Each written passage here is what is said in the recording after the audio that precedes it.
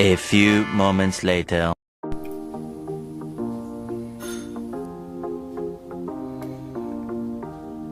Kain po tayo.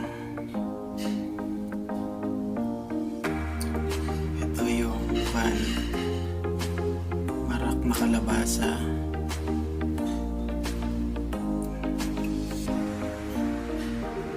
Wow naman! Wow! Wow! Tapos ito, talong. Ito, salmon. Ito. Salmon. Tapos ito.